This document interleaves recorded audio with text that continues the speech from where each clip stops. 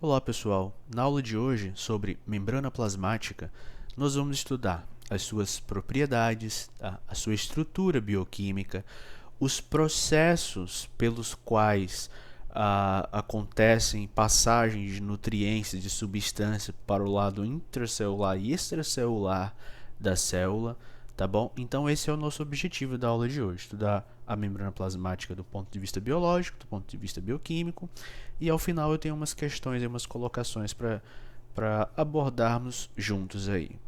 Citologia, membrana plasmática, preste atenção, tá? Deixa aí seu celular de lado, faça suas anotações, tá bom? Turma, a membrana plasmática, ela também é conhecida como membrana celular ou plasmalema, tá? A mesma coisa, são sinônimos, tá? O que é? Ela é uma estrutura que delimita a célula. E aí o que acontece? Se ela delimita a célula e separa o que tem no meio intracelular, lado interno, do meio externo, do meio extracelular. Ou seja, ela delimita e mantém a integridade da célula e age como uma barreira. Essa barreira ela é seletiva. Ela permite que algumas substâncias entrem, por exemplo, como oxigênio e nutrientes, tá?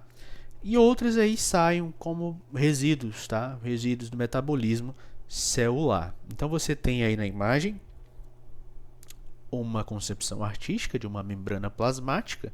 Vamos falar sobre essa constituição mais à frente, tá?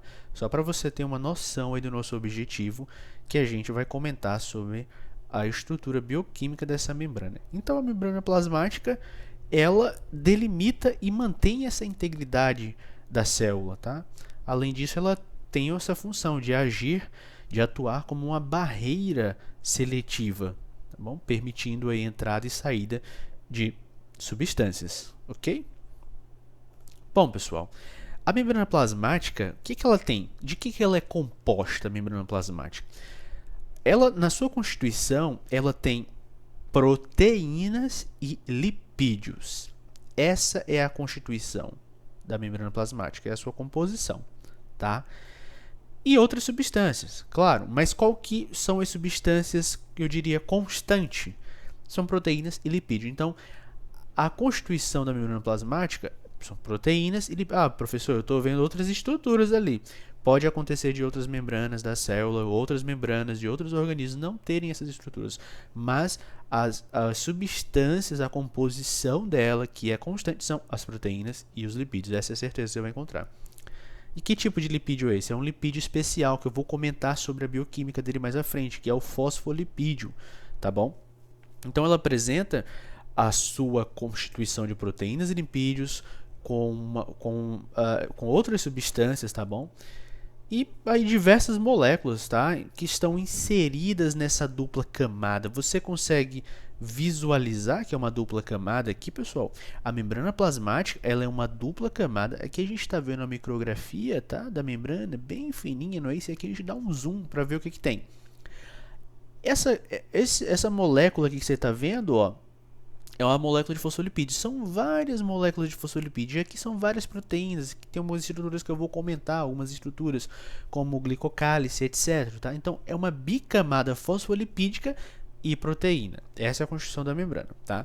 Olha só como é uma dupla camada. Eu vou abrir essa membrana agora. Olha o que você está vendo aí. Então, você está vendo que é uma dupla camada de fosfolipídio. Tá? Então, a forma como é constituída é essa bicamada lipídica. E aí, como estão distribuídas as proteínas nessa bicamada, é o que nós chamamos de modelo do mosaico fluido, tá? O fluido, como a gente vai ver mais adiante. Mais adiante nós veremos isso, tá? Esse modelo porque lembra um mosaico, sabe? Um mosaico de diferentes, tá? Cores, tamanhos, etc. Assim, mais ou menos isso que a gente vai ver quem que propôs isso mais à frente, tá? Adiantando Singer e Nicholson, tá? Mas olha só, quem nunca percebeu, perceba nesse momento que é uma dupla camada porque você tem aqui fosfolipídios. A gente vai estudar isso aqui, tá? A importância dessa estrutura, tá bom? Turma, essa estrutura, esse modelo, ele foi proposto em 1972 na Science, uma publicação. por dois cientistas, o Singer e o Nilkens, tá? E isso foi um marco, tá, para a biologia celular, tá? Eles propuseram o que chamaram, o modelo deles era denominado, não é, modelo do mosaico fluido, tá? E o que explicava isso? O que explicava essa estrutura? Tá? É para explicar a estrutura da membrana plasmática que se assemelha a esse mosaico, não é, formado de proteínas, que está aí inserido, se encontram vários fosfolipídios. Isso aqui é um modelo, isso aqui é fluido, tá, pessoal? Ó, isso aqui, essa estrutura, ela se deforma e volta para o lugar dela. Essas proteínas estão em constante movimento ao longo da membrana plasmática, tá? Então a membrana plasmática, além disso, se você perceber, você está conseguindo visualizar que tem aqui uma parte de cores diferentes, e essa dupla camada tem uma perninha que está voltada para dentro e essa cabeça aqui para fora, tá? O que é isso? A membrana plasmática ela apresenta essa bicamada lipídica que eu já falei para vocês, que é o fosfolipídio, tá? O fosfolipídio, eles são moléculas anfipáticas, anfiduplo, tá? Duplo. Ou seja, pessoal, eles têm uma parte hidrofílica que apresenta afinidade com a água, ou seja, tá, pessoal, que essa cabeça aqui, ó, voltada, aqui tem água aqui fora da célula e aqui dentro da célula, tá? Ou seja, hidrofílica, e uma parte que nós chamamos de hidrofóbica, ou seja, olha aqui a molécula, deu um zoom agora aqui na molécula, olha só, tem uma cabeça hidrofílica, que é a parte que tem afinidade com a água, e aqui nesse grupo nós temos o fosfato e o glicerol, e aqui na parte hidrofóbica, que é voltada para ela mesma, veja bem, olha só, é a parte hidrofóbica, tá? Não tem afinidade com a água, tem aversão à água, tá? E é uma longa cadeia de ácidos graxos saturados e insaturados. É um lipídio, é uma gordura, ótimo para esse estado de fluidez da membrana, tá? Turma, essa bicamada, ela apresenta, como eu disse, essa parte hidrofílica, tá? E a parte hidrofóbica. Quando ela tem contato com água, tá? Aqui tem contato, aqui é água, tá? Você está no meio extracelular e intracelular. Ou seja, é permeável aqui, tá? A água, ela, o que acontece? Você já viu aquela gordura que se forma depois daquele almoço, não se forma aquelas gorduras? É aquilo ali tem um nome, são os coacervatos, são micelas. Você percebe que a água tem uma afinidade ali ao redor, mas tem uma parte que repele também. Não é isso formando ali uma gordura, tá bom?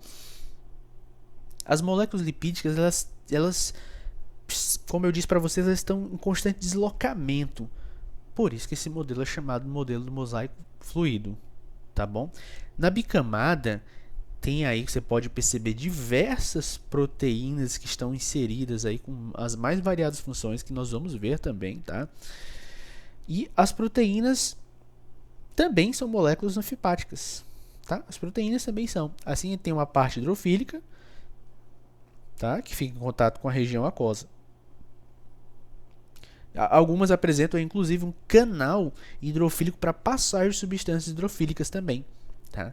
Algumas proteínas, pessoal, elas estão aí parcialmente imersas, tá?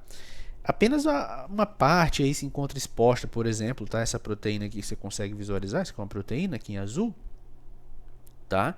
Uma parte exposta aí na parte extracelular, onde é celular, tá bom? Do citosol. A gente vai perceber que acontecem uns processos interessantes aqui de abertura de canais, de ligação de ATP para induzir o potencial de membrana, enfim, tá? E algumas proteínas que estão inseridas na bicamada lipídica, elas se deslocam, como eu falei já para vocês, tá? Elas têm esse poder de se deslocar aqui ao longo da membrana plasmática, tá? Esse aí é o modelo do mosaico fluido do Singer e Nilkens, tá?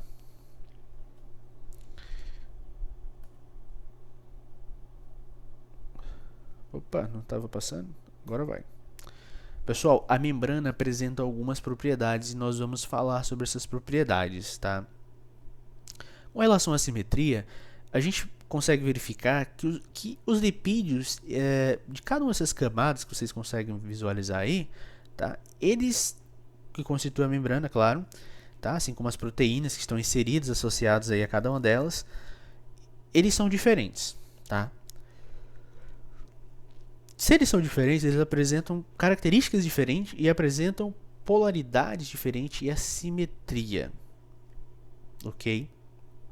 Os carboidratos, eles têm uma distribuição ainda mais assimétrica, tá? Você tem cadeias de oligosacarídeos aí das glicoproteínas ou glicolipídios que eles estão localizados somente na face da membrana voltada para o meio extracelular, lá de fora.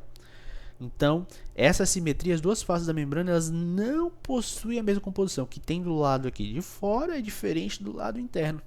Do lado de fora, do lado de dentro, são diferentes. Isso que é a simetria da membrana, tá?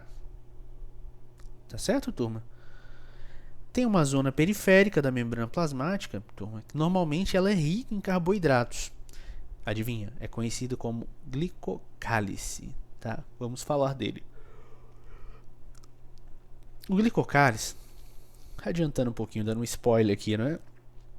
Mas ele exerce funções celulares aí de importância colossal, tá? Relacionado aí com o fenômeno de interação celular, na determinação de especificidades antigênicas, enfim, tá? Então, uma das propriedades da membrana é ela ser assimétrica. Em outras palavras, o que tem aqui do lado de fora é diferente do que tem do lado interno. É isso, tá bom? E, consequentemente, apresentam cargas, pessoal. Cargas elétricas, normalmente a face interna negativa, tá? E a face externa positiva. Potencial, eu vou mostrar para vocês por que isso acontece. Mas, bom, basicamente que tem íons e essas substâncias elas são ionizadas também. Aqui você tem substâncias que têm cargas, tá? Ok? Olha só a imagem da simetria da membrana. Isso aqui, pessoal, são microtúbulos, ó. É o citoesqueleto, melhor. Você tem aqui o citoesqueleto, a dupla membrana plasmática, tá? Proteínas, olha o canal iônico aqui, olha a proteína periférica, olha o que é isso aqui. Isso aqui é o glicocálice, vamos nomear cada um. Tá aí, ó. Proteína transportadora, receptor proteico, tá? Enfim, olha o que eu estava falando para você daquela proteína que pode ter uma proteína de reconhecimento, se liga aqui. E aí você tem filamentos proteicos aqui do citoplasma que são o citoesqueleto que mantém essa integridade aqui da membrana, ok?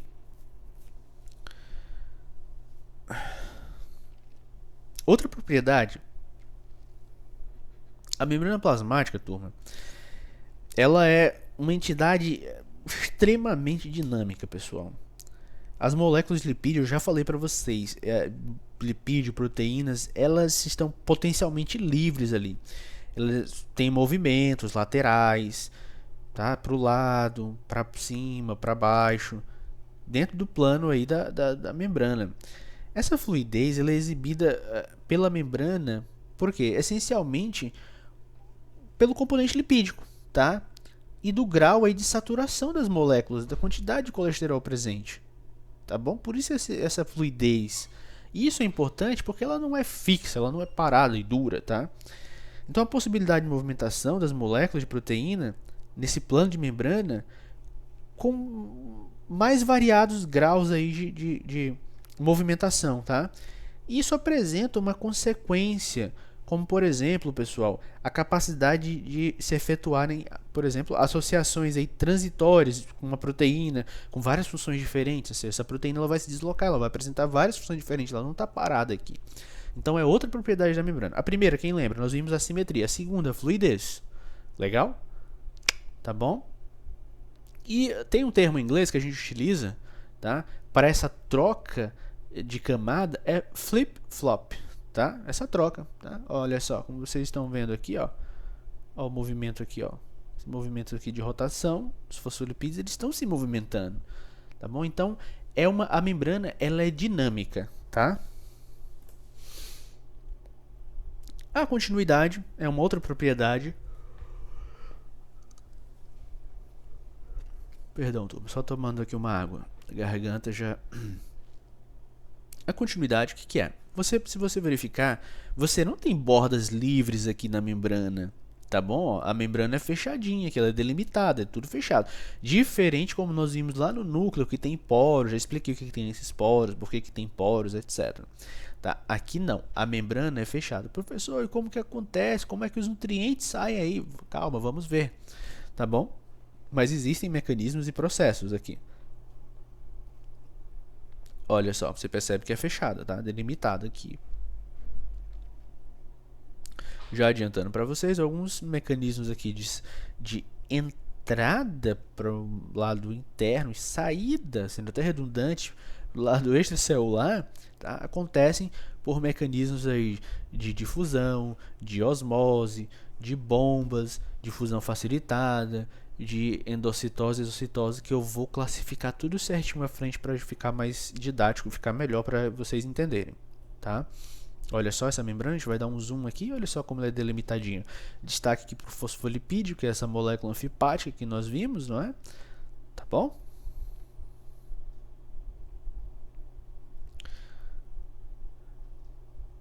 Olha só, em outra propriedade das membranas é a capacidade, já meio que falei, né? De elasticidade e resistência, tá? E resistência que é oferecido pela membrana, tá?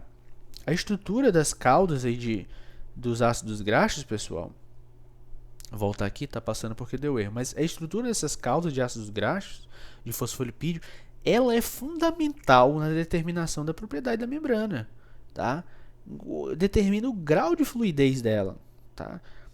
Ó, os ácidos graxos saturados, eles não têm ligação dupla, vocês já sabem disso, né? São saturados de hidrogênio. Então, eles são relativamente retos, tá? E aí você tem ácidos graxos insaturados, que tem mais de uma ligação dupla, e aí resulta numa curva, numa dobra. Não é isso? Tá bom? Então as caudas dos ácidos graxos, saturados e insaturados, eles vão se comportam diferentemente de acordo com a temperatura. E é o que acontece com a membrana, tá? Em temperatura mais baixa, essas caudinhas mais retas de ácidos graxos podem se espremer e cria uma membrana densa, rígida, tá? Os fosfolipídios aí com caudas insaturadas, eles não podem se unir muito firme, tão firmemente assim, tá? Em razão dessas estruturas serem curvadas. A gente está entrando um pouquinho na bioquímica, não é, para a gente poder entender isso, tá? Por isso, uma membrana aí que tem fosfolipídio insaturado, ela vai ficar mais fluida em temperatura mais baixa do que uma membrana composta de fosfolipídio saturado, tá bom? Quem tiver dúvida do que é saturado e insaturado, veja a aula de macromoléculas de moléculas saturadas, moléculas insaturadas, o que é isso? Porque tem gente que boia nisso, né? Mas é bem simples. Ou só porque não prestou atenção, tá? Então, a maior parte das membranas, pessoal, a maior parte das membranas celulares, ela tem uma mistura de fosfolipídio. Alguns saturados, outros com cauda saturada e insaturada, dobrada, tá? Fazer uma observação, tem organismo, os peixes são exemplo, eles podem ajustar, falando como zoólogo aqui, eles ajustam fisiologicamente, tá, ambientes que são mais frios. Então eles alteram a proporção de ácidos graxos insaturados da membrana, tá? É interessante isso que acontece neles, tá? Bom, além dos fosfolipídios, pessoal, uma outra tem um componente adicional, tá, que ajuda a manter essa fluidez. É o colesterol, pessoal, tá? Ajuda a minimizar o efeito da temperatura, tá, na fluidez, é o colesterol, ok? Turma, a membrana plasmática, ela apresenta, lá no início eu falei, uma permeabilidade seletiva, mas do que se trata isso? A membrana plasmática, ela mantém o equilíbrio do ambiente interno e externo, tá? Separa o conteúdo celular. E aí algumas substâncias, elas são dificultadas ou impedidas de passar, tá? Enquanto outras aí, ó, quem que é dificultado aqui, impedido? Você tem aminoácidos, que são moléculas grandes aí, são moléculas polares e não são carregadas, então, opa, não passa aqui naturalmente. Tem um outro processo para você passar. Íons, ou seja, átomos aí que perderam ou ganharam elétrons, não passam também, tá? Ou seja, a membrana ela é seletiva, que tem um gradiente, e esse gradiente de seleção é o fosfolipídio, tá? Outras passam naturalmente, a difusão de CO2, de nitrogênio, de oxigênio, tá? Que são moléculas hidrofóbicas. E moléculas pequenas polares também carregadas. A água, o glicerol, o etanol, isso aí passa naturalmente, tranquilamente. Então, essa é uma outra propriedade da membrana, permeabilidade seletiva. Então, lembrando, nós vimos lá que a membrana ela é assimétrica. Lembra? Ela é assimétrica. Outra, ela é fluida, tá? Tem um estado de fluidez, tá bom? Uma outra característica é a sua permeabilidade seletiva. Uma outra, a elasticidade e a resistência da membrana. Legal? Então, e nós chamamos aí, como eu disse, permeabilidade seletiva. Também eu gosto de outro termo, semi-permeabilidade, tá? Essa capacidade que ela tem de escolher o que entra e o que sai da célula. Tá bom?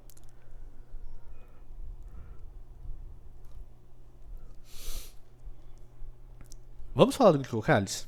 Tá? O glicocálice ele tem uma função, que é o reconhecimento da célula, tá? Na adesão celular. Tá bom? Essa é a função do glicocálice. Ele tem algumas outras funções, tá? É um açúcar aqui, conforme você está verificando, não são todas as células que tem um envoltório à parte. E aqui você percebe aqui nessas células, ó, o glicocálice presente aqui na membrana celular dessas células, tá? Glicocálice aqui, tá? Ó, esse Gzinho de glicocálice. Então ele tem a função de reconhecer a célula, mas ele também tem outras funções. Ele participa lá na ingestão de moléculas, tá? A gente aborda isso em fisiologia, lá em receptores de membrana. Uma outra que a gente costuma estudar bastante em bioquímica, ele retém nutrientes e enzimas, tá? Além aí de servir como uma proteção, pessoal, de lesões mecânicas, físicas e químicas para a célula. Tá bom? Basicamente é uma molécula de açúcar que está associada a fosfolipídio e proteínas da membrana. Ok? Pessoal, olha só. Como que acontece a passagem de substâncias para parte interna e parte externa da célula? É o que nós chamamos de transporte através da membrana. Nós temos o transporte passivo. O que é o transporte passivo? Não gasta energia, tá? Transporte passivo, a passagem de substância através da membrana, ela ocorre de uma região onde ela está mais concentrada para uma região onde está menos concentrada. Imagine que você borrifou um perfume. As moléculas, as partículas que se difundiram no ar, elas não estão mais concentradas onde você apertou e elas vão para um local onde estão menos concentradas. Isso é natural, é físico. É natural. Então é um transporte passivo. O que nós temos de processo? A osmose, vamos falar, a difusão simples e a difusão facilitada. E o transporte ativo? O transporte ativo, senhores, é a passagem de substância através de uma membrana que ocorre de uma região onde ele está menos concentrada para uma região onde está mais concentrada. Então isso gasta energia. São as bombas de sódio, potássio, bomba de cálcio, bomba de iodo. Normalmente o pessoal fala mais sobre bomba de sódio e potássio, não é? Tá? Então são essas outras bombas, tá? Por que é ativo? Você está saindo de uma região onde está menos concentrada para ir para uma região onde está mais concentrada. Então você vai fazer mais força. Então isso gasta energia, tá? E você tem outro tipo de transporte que é mediado por vesículas. Tá? Forma-se uma membrana que é a endocitose. Nós temos a fagocitose e pinocitose. É isso que nós vamos ver agora. E exocitose, tá? Também como sinônimo de plasmocitose, defecação celular, enfim. Então, transporte passivo, transporte ativo e transporte mediado por vesículas. Ok? Bom, transporte através da membrana que você tem de transporte passivo, difusão simples, que é a passagem do que é sólido, tá, pessoal? Soluto, e osmose, tá? E você tem mediado por proteínas, a difusão facilitada. O nome está falando, alguém vai facilitar aquela entrada, tá? Mas ela não gasta energia, mas vai haver uma facilitação. E o transporte ativo. Só colocando aqui as informações no slide para você poder acompanhar, tá bom, pessoal? E aí os transportes através da membrana, endocitose, que é a pinocitose, a fagocitose, e mediado por receptores de membrana, gasta energia também, e a exocitose. Então, esses dois slides é o que está aqui nesse seu diagrama que você está enxergando aí, querido aluno, tá? Vamos ver o transporte passivo, eu acabei de falar. Então, vamos lá para a osmose. Primeiro, vamos saber o que é osmose. Pessoal, na osmose ocorre a difusão de molécula de água, que é o solvente, tá bom? Para onde? Para o meio onde há maior concentração de soluto. Na osmose, tem difusão de moléculas de água para o meio onde tem maior concentração de soluto, tá? Uma pressão, tá? Ela atua equilibrando essa entrada de água, pessoal, na célula. E aí, dependendo da quantidade de soluto que tem ali presente, que nós chamamos de pressão osmótica, tá? E aí, quando a célula ela se encontra em um meio onde a concentração de solutos no meio intracelular, tá? E no meio onde ela está inserida são equivalentes, tá? A pressão osmótica entre elas é igual, isotônica. A quantidade que sai é a mesma quantidade que entra, teoricamente, tá? Os físicos vão discordar, tá? Mas biologicamente sim, é verdade. Então não tem aí perda nem ganho de água entre eles, tá? O meio intracelular e onde a célula está inserida são denominados, como eu disse, isotônico. Você chama de isotônico, é denominado isotônico, tá bom? E aí quando você tem maior concentração de soluto no meio onde a célula está inserida, você tem maior concentração de soluto no meio onde a célula está inserida. O que acontece? Vai exercer maior pressão osmótica. Aí você chama de hipertônico. Então, a água vai para onde tem mais soluto. Não é isso, pessoal? Eu não falei que a difusão de moléculas do meio onde há maior concentração de solutos, tá? Vai para o meio onde tem mais solutos. E onde é que tem mais solutos? É aqui fora. Então, a água... Opa, deixa eu sair daqui. Tá mais legal aqui fora. E o contrário. Opa, vamos para cá. Ó. Solução hipotônica. E aí você vai sobre esse meio intracelular hipotônico, onde está mais concentrado? Dentro da célula. Então, tem mais soluto aqui dentro. Então, a água... Opa, tem mais soluto aqui dentro. Claro, não é bem... tão simples assim. Isso é uma força osmótica, tá? Isso é uma pressão osmótica que acontece. Tem um cálculo para isso, inclusive, tá? Que a gente não vai abordar aqui, claro. Então, quando tem menor concentração de soluto no meio onde a célula está inserida, você tem que entender isso. Quando tem uma menor concentração de soluto no meio onde essa célula está inserida, ele exerce menor pressão osmótica. Se ele exerce menor pressão osmótica, hipotônico. Se ele exerce maior pressão osmótica, hipertônico. Tá bom? Bom, creio que deu para entender. Isso é bem simples, tá? A parte biológica disso é simples. O que é um pouquinho mais complexo é quando a gente estuda isso em biofísica. Mas isso aqui é simples. Preciso esclarecer aqui uma coisa para os acadêmicos. Um choque de realidade aqui. Vamos lá, pessoal. Vou lembrar um pouquinho de física. Quem gosta de física aí, escreve nos comentários se eu postar essa aula no YouTube aí, primeiro período de odontologia e enfermagem. Pessoal, olha, tem situações que existem gradientes, tá, de concentração de uma substância, tá, de temperatura, e aí produz um fluxo de partícula, tá, ou com calor, tá, que vai tender aí a homogeneizar, a misturar essa solução e uniformizá-la, né, a concentração aí ou essa temperatura, tá? Esse fluxo aí que é homogeneizado, ele é uma consequência, eu diria que estatística do movimento randômico, aleatório, tá? Dessas partículas que dá lugar ao segundo princípio da termodinâmica. É conhecido aí também como movimento térmico casual. É isso mesmo, tá? Movimento térmico casual de partículas, tá? Aí, pessoal, vou já chegar onde eu quero falar. Aí, os processos físicos de fusão, eles podem ser vistos como processos físicos, termodinâmicos, tá? Como processos físicos termodinâmicos. vírgula, irreversíveis, tá? Esses processos são irreversíveis. Aí eu vou dar um choque de realidade agora em você.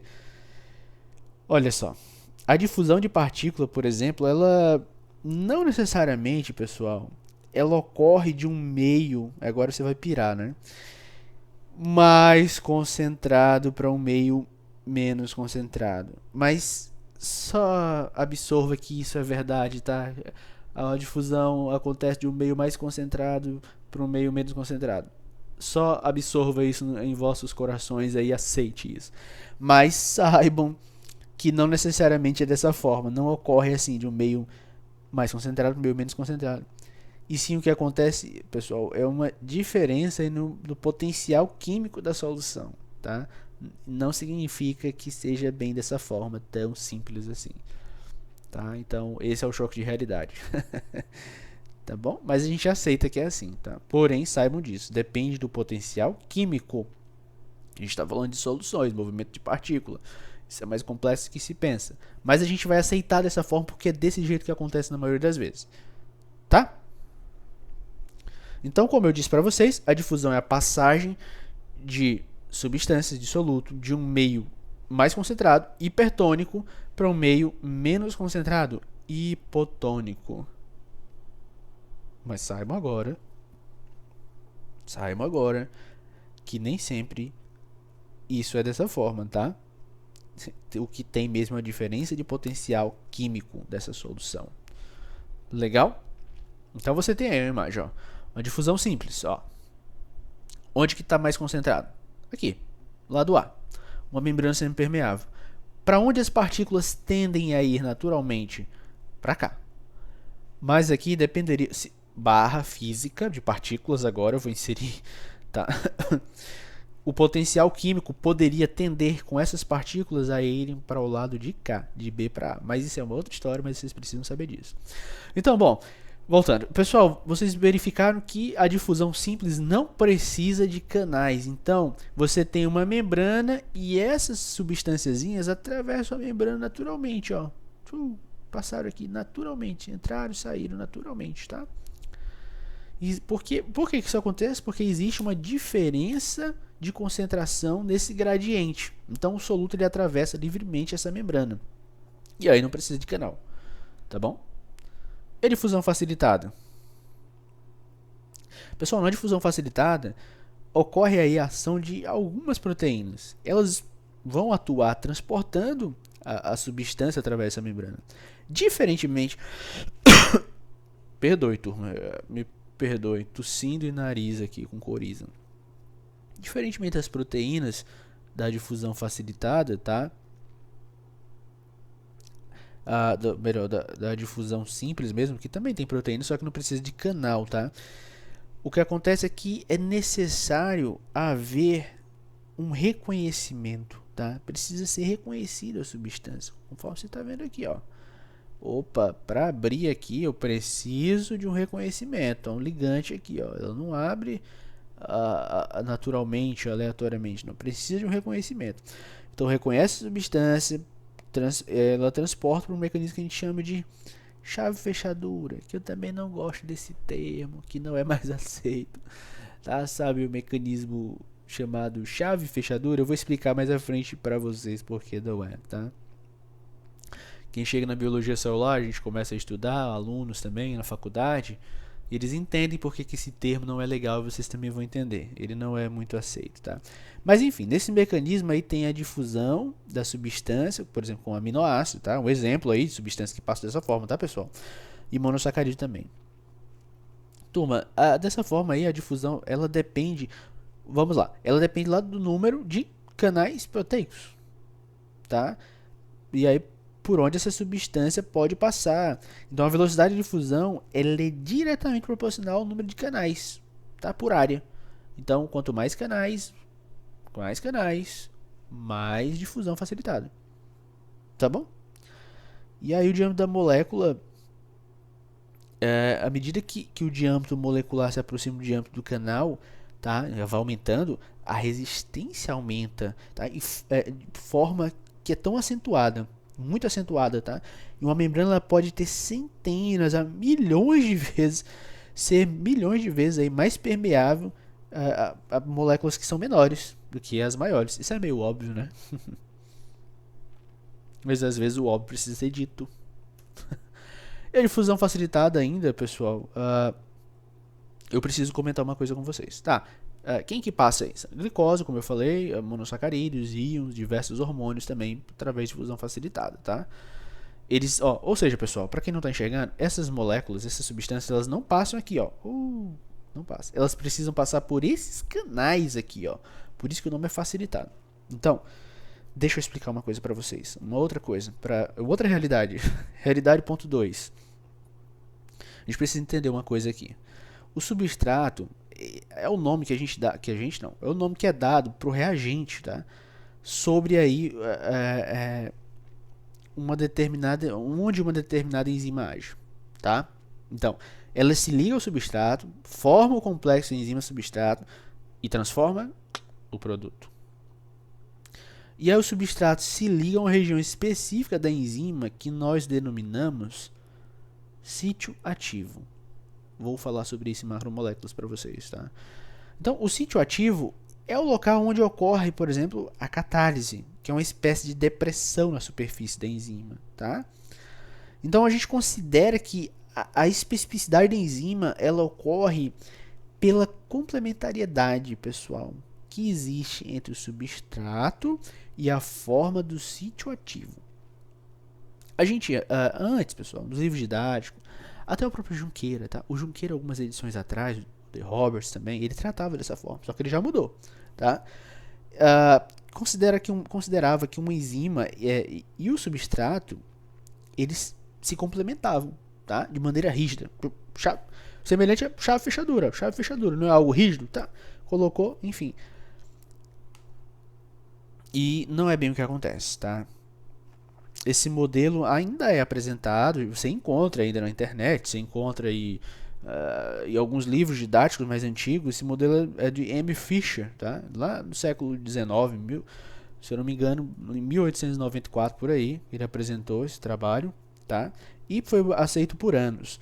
Mas o que acontece, pessoal, não é dessa forma. Para acontecer o transporte dessas substâncias, se ligarem, passar, o que é aceito hoje é a teoria do encaixe induzido, que substituiu agora a chave fechadura. Vou explicar o que é a teoria do encaixe induzido, tá? Induced fit, tá? Então, ela mostra que esses ligantes e os receptores, eles não são rígidos, como pensava-se lá na chave fechadura. Se a gente observar, o substrato ele induz uma mudança conformacional na enzima, então ela se modifica. Então a gente não pode falar em substrato em chave fechadura, porque não faz sentido isso. Concordam comigo? Então, o substrato ele induz uma mudança conformacional, morfológica na enzima com a que ele interage. E aí essas mudanças garantem um ajuste que é melhor entre o sítio ativo e o substrato. Tá? E aí eu acho interessante que, eu não sei se o Junqueira faz essa comparação, mas eu acho que o The Robert sim, que ele compara isso a um aperto de mão, tá bom? E pega, não agora na pandemia, tá? Se você estiver aí com alguém, não precisa apertar as mãos. Mas o que acontece? No aperto de mão, você vai moldando assim até se tornar mais forte, né? O aperto de mão. Mais ou menos isso, tá? Talvez seja uma comparação infeliz, né? Mas enfim, aí quando o substrato interage com esse sítio ativo da enzima, turma, surgem ligações que vão induzir essas mudanças, tá? E vai permitir com que as demais ligações sejam estabelecidas aí, tá? E com isso, esse sítio ativo, ele envolve cada vez mais o substrato e mantém no local, liberando a substância. Tá bom? Espero que tenha entendido. É um pouquinho complexo mesmo, tá, turma? Não se assuste. Mas enfim, só para dizer que a difusão facilitada é através de um canal proteico, tá? Tudo isso. E os transportes ativos? Transportes ativos. E aí? são as famosas bombas de sódio e potássio, as bombas de iodo, bombas de cálcio. Eu vou destacar agora, você deve estar achando estranho, professor, eu nunca vi o que é isso, transporte ativo primário, transporte ativo secundário, não preciso dizer que isso gasta energia, né? Mas vamos lá, tá? Turma, perdoe. O transporte ativo, ele ocorre de antemão já contra o gradiente de concentração. Por isso que é ativo, gasta energia, tá? E aí é representado pelas bombas, tá? Uma das bombas mais importantes das células, já citei que tem bomba de potássio, perdão, tem bomba de cálcio, bomba de iodo, e a bomba de sódio e potássio, que eu vou citar aqui. Uma dessas bombas mais importantes é a de sódio e potássio, tá? Ela move o sódio para fora da célula e o potássio para dentro da célula. Aí, como que como o processo de transporte usa ATP? Então, como eu disse, é um transporte ativo e ele é primário, tá? A bomba de sódio e potássio, ela não apenas mantém as concentrações adequadas de sódio e potássio nas células, tá? Ela desempenha um papel, pessoal, que é importante na geração da voltagem. Lembra que eu disse que a membrana ela é polarizada, ela tem cargas. Lá no início eu mostrei uma membranazinha aqui desse lado, com cargas elétricas negativas internas e cargas positivas externas. Então, o sódio e o potássio nas células vivas, elas desempenham esse papel na geração de voltagem, no impulso da mensagem elétrica, tá? Então, bombas aí como essa está envolvido no estabelecimento da manutenção de voltagem de membrana, que são conhecidas como bombas eletrogênicas, turma, tá? Então, a bomba eletrogênica primária, bomba de sódio e potássio, tá? Ela bombeia íons, para isso acontecer, tá, pessoal? Uma bomba eletrogênica primária, por exemplo, no caso das plantas, vou citar um exemplo das plantas, ela bombeia íons de hidrogênio ao invés de sódio e potássio. É diferente já. Ela bombeia íons, tá? H mais hidrônio, ao invés de sódio e potássio. Nas nossas acontece, tá bom? Vai ter uma aula só de potencial elétrico, tá, pessoal? Pra gente explicar melhor isso. Que nosso objetivo é membrana, a gente tem que falar de transporte ativo, mas nosso objetivo não é falar de quantos potássios entram, quantos sódio. Não, a gente vai falar isso no potencial elétrico de membrana, tá? Que vai englobar um pouquinho de fisiologia, de biologia celular, tá bom? Mas enfim. E o transporte secundário? Foi isso que eu falei para vocês agora há pouco, não é, pessoal? Porque eu acabei de falar sobre a bomba de sódio e potássio. Então, ela não mantém só as concentrações apropriadas de sódio e potássio. Ela desempenha esse papel importante para gerar uma voltagem elétrica, tá? E aí para fazer a espécie de manutenção da membrana. Tá bom? Então você tem aqui a parte extracelular, a parte intracelular. Tá? Na aula de potencial elétrico eu vou explicar isso aqui melhor, tá bom?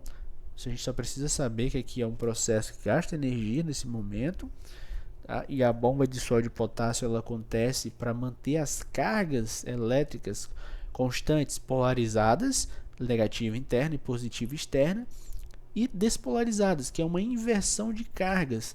Isso gera um movimento, gera uma abertura de canais.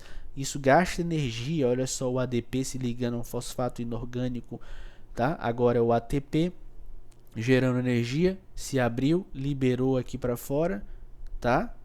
Liberou o íon sódio para fora e vice-versa aqui, ó.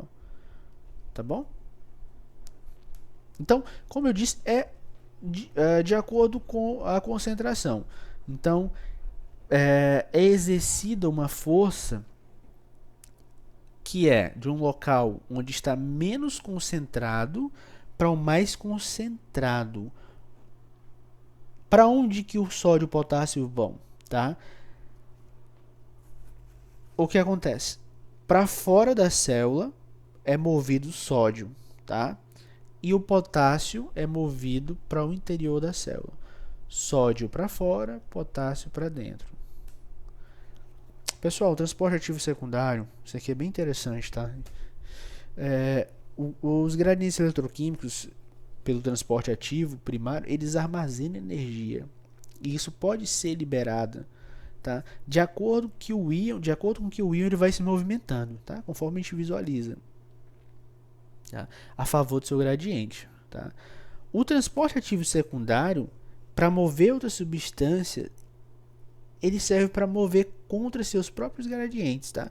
Um exemplo, vamos supor que temos uma concentração elevada de sódio no espaço intracelular, dentro, tá? Graças ao ar do trabalho bom de sódio e potássio. Tá?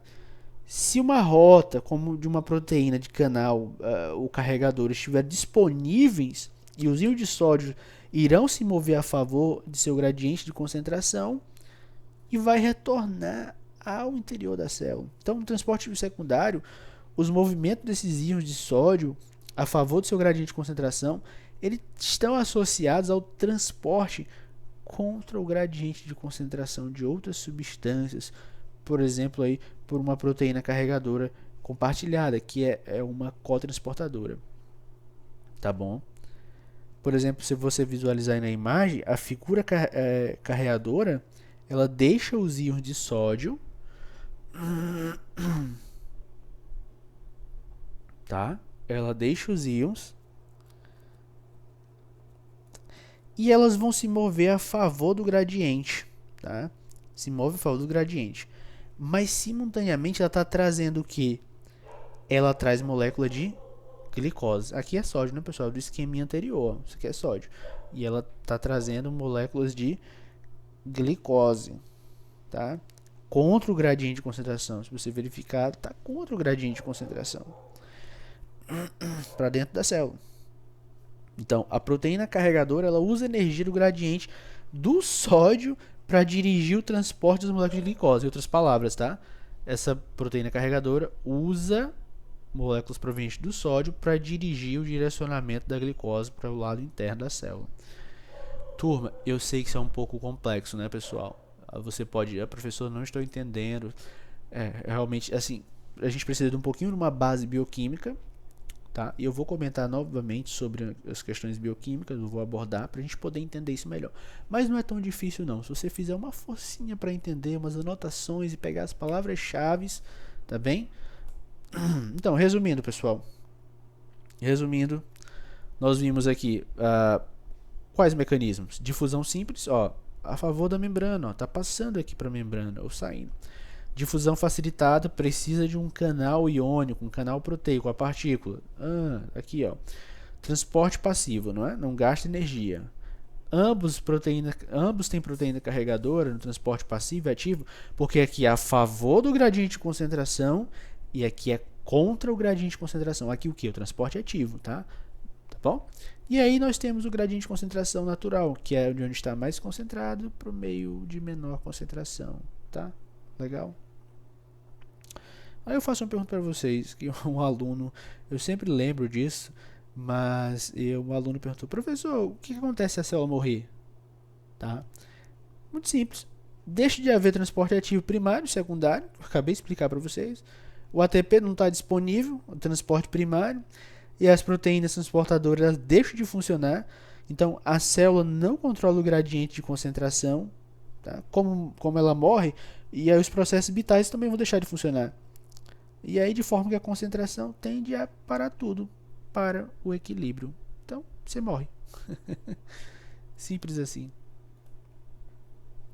E aí nós temos transporte mediado por vesícula. Até agora nós vimos ali transportes passivos, a osmose, a difusão simples, a difusão facilitada, transportes ativos, primários e secundários. Eu dei o exemplo da glicose, utilizando a energia gerada pelo sódio, e agora o transporte mediado por vesículas, que são a endocitose e a exocitose, tá? Primeiro, a endocitose. São dois. Nós vamos falar de fagocitose, vou passar aqui, você vai ver o slide passando, e a pinocitose. Qual que é a diferença? Pessoal, a fagocitose, do grego, etimologia, comer, tá? Nesse processo de endocitose, o que acontece? Apenas as células que são móveis, que ocorre a emissão de pseudópodes, por exemplo, prolongamento do citoplasma, conforme você pode estar vendo aí, tá? E aí capturam partículas que são bem maiores, na maior parte das vezes são micro-organismos, tá, pessoal? Normalmente aí acima de 250 nanômetros de comprimento, tá? Então formam bolsas que nós chamamos de fagossomo. Então, são projeções da membrana, tá, pessoal? Olha, formando aqui uma membrana, tá? Englobou aqui a partícula, o micro-organismo, e aí digeriu esse micro-organismo pelos lisossomos. E a pinocitose? Pino, do grego, bebê. Na verdade é pinem, pinem, tá? Bebê, do grego, tá? Então a célula apresenta a capacidade também, além de englobar partículas que são acima de 250 nanômetros, tá? São grandes, tá, pessoal? Do ponto de vista citológico, tá? Claro. Então, a célula ela apresenta essa capacidade de comer, assim, né? Em outras palavras, comer, tá? Digerir. E também apresenta a capacidade de ingerir fluidos, tá, pessoal? De moléculas que estão presentes. Então, a pinocitose, ela pode ou não ser seletiva. Ou seja, turma, ela pode capturar fluidos específicos ou pode capturar qualquer produto aí do meio exterior. E aí, normalmente acontece em vesículas menores que 150 nanômetros de diâmetro, tá? Então, basicamente, essa diferença se dá pelo tamanho das partículas que são englobadas. Partículas sólidas, fagocitose, partículas líquidas menores que 150 nanômetros de diâmetro, pinocitose. Tá? Olha só o líquido aqui. Ó. Eu vou já comentar para vocês sobre a clatrina. Tá? Vou já comentar o que é essa clatrina. Um bom nome para botar na filha de vocês aí, né? Aqui é a clatrina. Vou já comentar sobre esse processo, tá? Só preciso citar para vocês o que é. Ah, tá. E você tem transporte mediado por vesículas. Tá? O que acontece aqui, que é também um transporte mediado por vesícula, que é a endocitose mediada por receptor de membrana. Tá? Ocorre uma captura de macromolécula em detrimento da presença de receptor na membrana. Lembra aquele glicocálice? Tá aí também, tá? Nas membranas tem uma área específica, tá? Que a gente chama de fosseta, tá? E aí tem receptor lá, glicocálice. Na região que é voltada lá para o citoplasma, tem uma variedade de proteína, principalmente uma, é a clatrina. Tá? E essas fossetas elas formam chamadas de vesículas cobertas. Tá? Elas entram no citoplasma, se fundem com endossomos, conforme você está vendo na imagem. Ó. Receptor, ligante, entra no citoplasma, se funde com a membrana, tá? E forma os endossomos.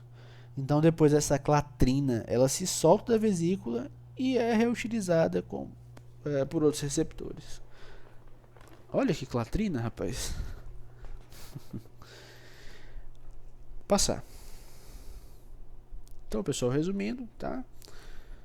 Na endocitose, fagocitose, olha só, pinocitose, tá? Membrana plasmática, partícula sólida, englobou, formou o fagossomo.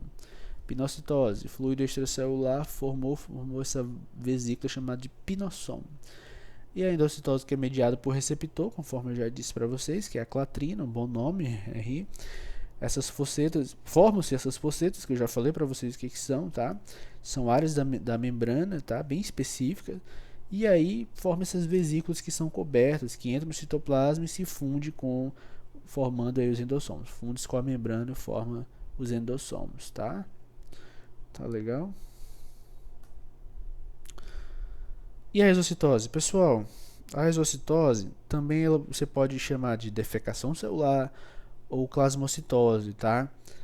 É o processo de eliminação de resíduos. Esses resíduos, eles são provenientes da digestão intracelular, que é realizado pela célula, tá bom?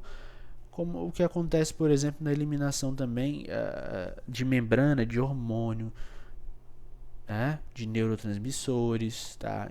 Do muco das células, dos epitélios, lá em histologia nós vamos ver isso, da secreção de glândulas, tá? Saliva, de suor, enfim, tá? Então é um transporte também que acontece a nível de membrana e a gente estuda, por exemplo, isso aqui em fisiologia, aqui em histologia, tá bom?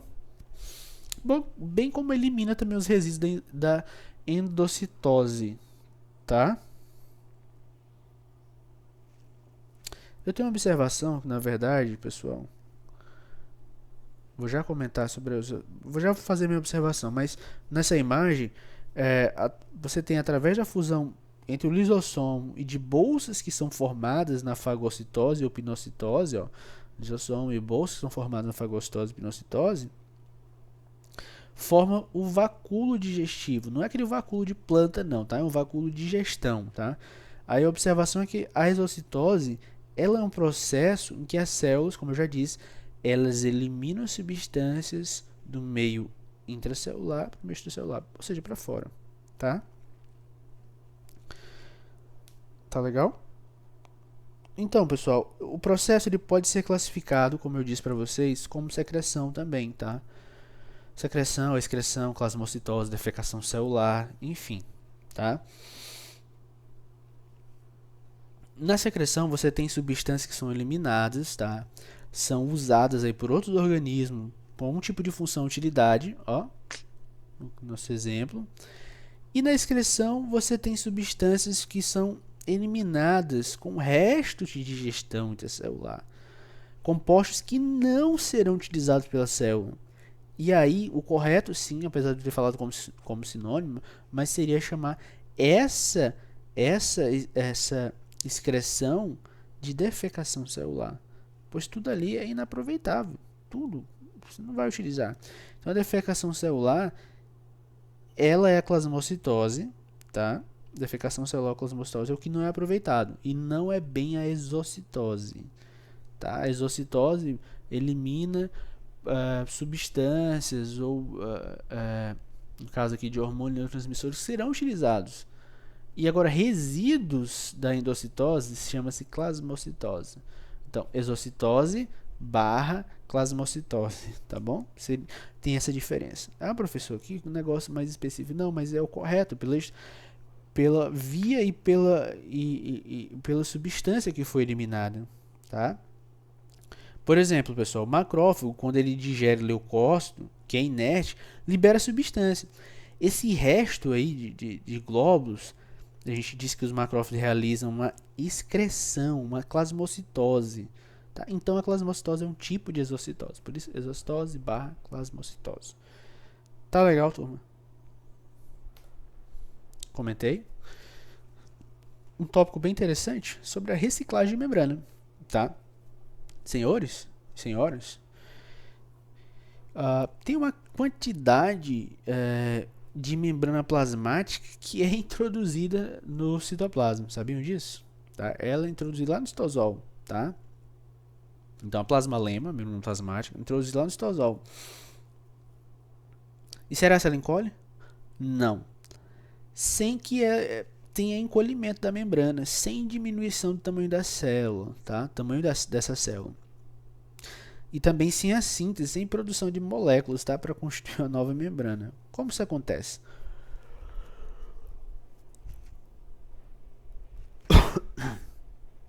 Estava só tomando água, porque a garganta ficou seca. Vamos lá, pessoal. Como que isso acontece? A quantidade enorme, a grande quantidade que tem na membrana, tá? E também que pode ser retirada da superfície da célula, lá pelos processos advêm de fagocitose, pinocitose, ela é compensada, pessoal. Porque acontece devolução de membrana pelas vesículas de secreção, tá? Conforme você pode verificar aqui, ó. Acontece devolução de membrana pelas vesículas de secreção, depois que elas liberam as cargas aí dos endossomos, tá? Então existe aí nas células um fluxo que é constante nas membranas, entre a membrana plasmática e as membranas que eu citei de vesícula de fagocitose, pinocitose, de secreção, lá de plasmocitose. Então as células se mantêm do mesmo tamanho. Não é somente por essa produção de nova membrana plasmática, dessa forma, tá? Mas pela produção de membrana que é retirada. Pela devolução de membrana que é retirada, tá? Durante o processo de fagocitose e pinocitose.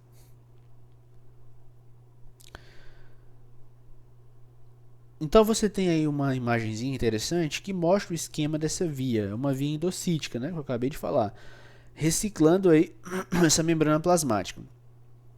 Você tem os ligantezinhos de hormônios, são esse aqui, ó, tá? fatores de crescimento aí de outras moléculas e vão se prender a esses receptores, tá? Receptores da membrana e serão introduzidos ao citoplasma, tá?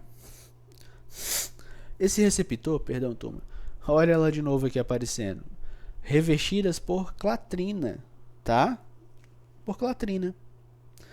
Então, quando eles são introduzidos no citoplasma, né, por essas vesículas, elas estão revestidas de clatrina. E depois dessa liberação de moléculas de clatrina, tá? E proteínas que estão associadas a ela, a vesícula de pinocitose ela vai se fundir com esses componentes do compartimento endossomal, tá? Onde tem um pH baixo, tá? E aí o ligante vai se separar, acompanha a imagem aqui, o ligante se separou, ligante se separou, tá? E aí o que acontece? O ligante se separou, tá? E a concentração que tem nessa região especial no endossomo, essa concentração ela é devolvida à superfície celular, concentração de membrana que eu me refiro, tá, pessoal? E aí você tem receptores como a membrana plasmática, que é reconhecido para serem ligados novamente, tá? E na etapa seguinte, o ligante ele pode ser encontrado no lisossomo.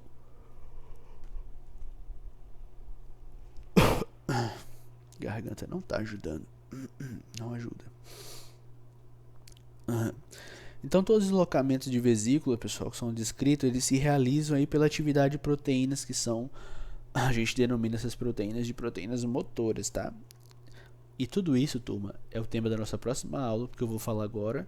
Tudo isso com a participação do citoesqueleto, tema da nossa próxima aula, o citoesqueleto. Tá bom? Tá legal? Aqui dá pra ver uma pontinha, adivinha o que é isso aqui? Isso aqui dá pra ver a carioteca, né, pessoal? Ó, carioteca, isso aqui é o citoplasma.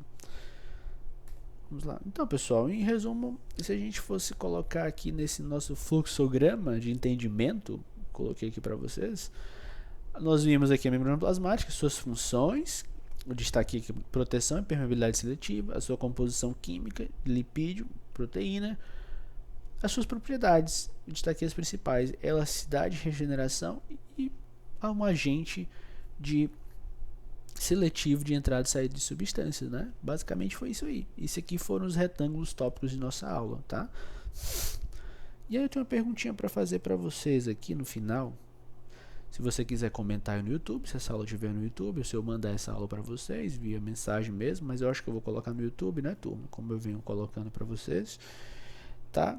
Então, e aí, quais são as funções do membrana plasmática? Deixa eu ver o que ficou. Tem que ficar alguma coisa, né, depois de tudo isso. Vocês iriam, comente aí. Mas eu vou falando aqui pra gente relembrar, né? Então, o que nós vimos? A membrana ela tem função de individualizar a célula, ou seja, individualização dessa célula, transporte de moléculas, tá? Transporte de substâncias, sejam elas iônicas ou substâncias apolares, etc. Transporte de substâncias, recepção, informação, lembra? Transmissão dessa informação. Lembra lá da bomba de sódio e potássio gerando uma cadeia elétrica, um potencial elétrico, tá? Então, transmissão, reconhecimento celular. Lembra? Reconhecimento celular do glicocálice, reconhecer hormônio, reconhecer neurotransmissores. Orienta as reações lá no final, na via endocítica, tá orientando aquela reação, tá? Através das enzimas que estão localizadas lá na superfície da membrana. Essas são as principais. E isso foi mais ou menos um resumo das funções que nós vimos ao longo dessa aula. Pessoal, eu espero que tenha servido para você essa aula, mas agora procure fazer as anotações. O livro do Junqueira é excelente de membrana celular, mas você também tem um vasto material com outros autores, como The Roberts, etc. Tá? Então, bons estudos, turma. Até logo.